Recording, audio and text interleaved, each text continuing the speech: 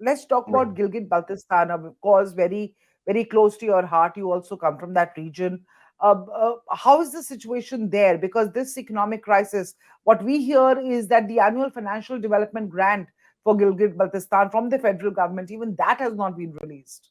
Yes, the development funds for the past 2 years have not been released in Gilgit-Baltistan.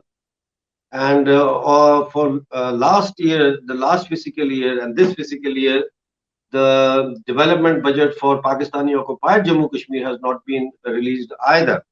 Now, the current situation in Pakistani occupied Gilgit-Baltistan is that, according to their own local government sources, the Chief Minister of Gilgit-Baltistan has said that we have only got 5 days of flour left, 5 days of supply of flour left. That was issued yesterday. So today it means that only 4 days of supplies are left.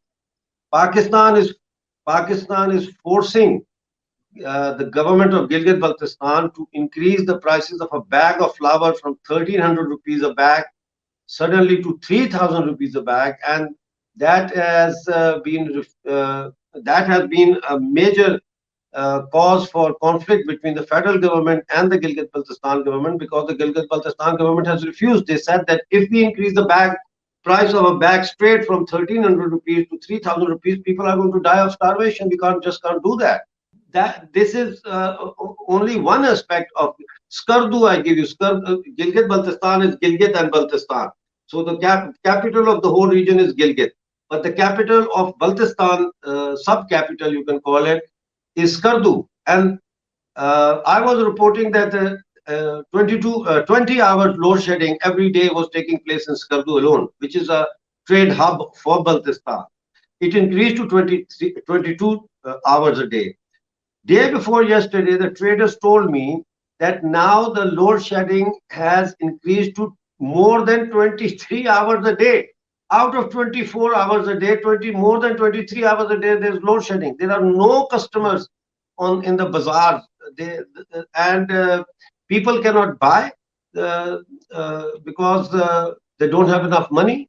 And the traders, many, like hundreds of businesses have gone bankrupt, shut down, closes, and unemployment has raised because there is no electricity. So the small workshops have shut down, which means that the daily wages in thousands are unemployed. People are committing suicides. People are, in a very dire situation right now. So tell me, I want to talk about China, because China, the CPEC corridor, Pakistan had invited China there. The CPEC corridor cuts through Gilgit-Baltistan. The hope from both sides, of course, China came because it wants to strengthen its presence in the entire region, especially the Indo-Pacific. But for Pakistan, it was a way for it to tighten its grip over Gilgit-Baltistan, which is Shia dominated. Now, tell me, when this project was initiated, there was a lot of hope. Now, given the present crisis, what is the status of that project? And is because there is a lot of local uprising against this project, and that has been going on for quite some time. But I want to talk about the situation now after this economic crisis has gripped this region. Are the Chinese still there? The Chinese are still there, but in fewer numbers and lesser numbers. And I give you a small example of how CPEC is affecting us on an ecological level.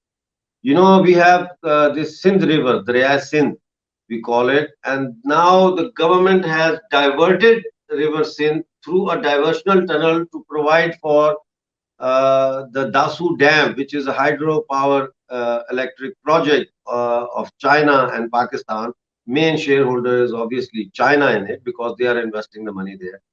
And this diversion of river is not something new to us. They diverted the rivers Neelam and Jhelum, which is Kashin Ganga and Jhelum, in Pakistani occupied Jammu Kashmir to supply water for the hydropower projects. Now, these hydropower projects are to facilitate the electricity consumption of Punjab in Pakistan, not for us in Gilgit-Baltistan or PoJK. So there's a resentment there. The other trick that they have done is the dam is like in Gilgit-Baltistan, but the power generating system they have fit in KPK, which is adjacent, it's a border. So that all the revenue goes into the Pakistani coffers. Now, this kind of mean and lowly, you know, manipulation of our natural resources is more than obvious. Muzaffarabad has been destroyed because of the Neelam and Jhelum rivers diversion, and now Gilgit-Baltistan is going to suffer the same fate. And CPEC projects have come to basically have come to a halt because if you remember, many months ago there were 9 Chinese engineers who were killed in a road accident that allegedly was a terrorist incident Yeah. against the Chinese. And Chinese, not only Gilgit-Baltistan, but even in Balochistan, it has come to a halt since 2017. It has gradually come to a standstill now.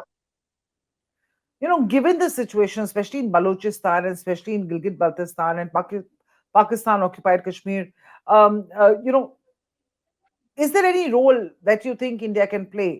Because we know, I mean, Pakistan has obviously refused any help from India as far as its crisis is concerned.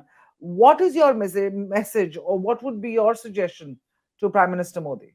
Well, my suggestion to Prime Minister Modi would be number one, to make sure that in the next elections, the seats from Pakistani occupied Jammu Kashmir, Gilgit Baltistan that are in the Jammu Kashmir Assembly or the Lok Sabha or the Rajya Sabha, at least they should be, if you can't fill them, at least have some representation in them of the local people of these occupied territories. Number one. Number two, to help us and facilitate us to launch a global campaign against the false narrative of Pakistan, because many countries, especially the 56 Muslim countries, they still believe that India is the occupier and Pakistan is the liberator, whereas it's all upside down. The fact of the matter is that Pakistan is an occupier. Pakistan attacked the princely state of Jammu Kashmir on 22nd of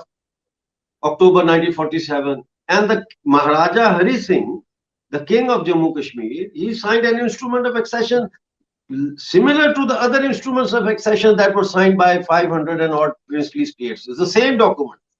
So and what is happening in our states like occupied region, PoJK, POGB, we should be able to,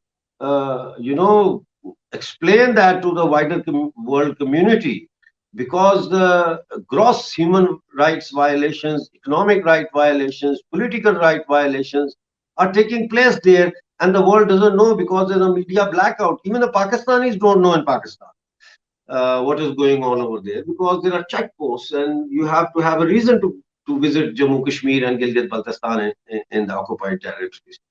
Number three, Do and finally, number three, I think that it is time for the Indian people that in every single state and union territory of India, uh, the general public, human rights activists, political rights activists, I'm not talking about political parties, I'm talking about those campaign groups. They should form a POJKGB solidarity campaign groups, so that on local level they can bring awareness to the Indian people who most of them don't know what's going on in POJK and POGB.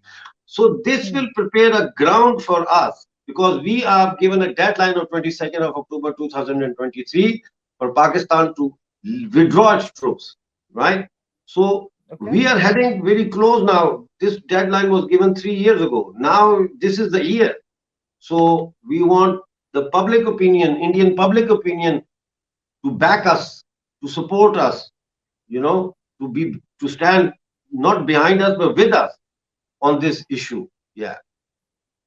How and I'm sure your voices will reach the right authorities, and that will happen. But what do you hope to gain out of it at the end of it all? Out of what? Out of Once Pakistan withdraw, suppose you've given a deadline for 2023, you say Pakistan withdraws its forces from there, then what? What next for PoJK for Well, the next PoJK? step, immediate step would be that we are going to form a government over there, and from day one uh, we are going to adopt the Indian constitution, and we are going to enter into negotiations with the Indian government for the reunification of Jammu Kashmir, Pakistani occupied Jammu Kashmir with Jammu Kashmir and Gilgit-Baltistan with Ladakh, and therefore once and for all solve this pending issue of partition and reunite and complete the Republic of India. All right. Thank you so much for joining us. Thank you for that Thank you. perspective, and thank you for lending your voice here on Hindustan Times.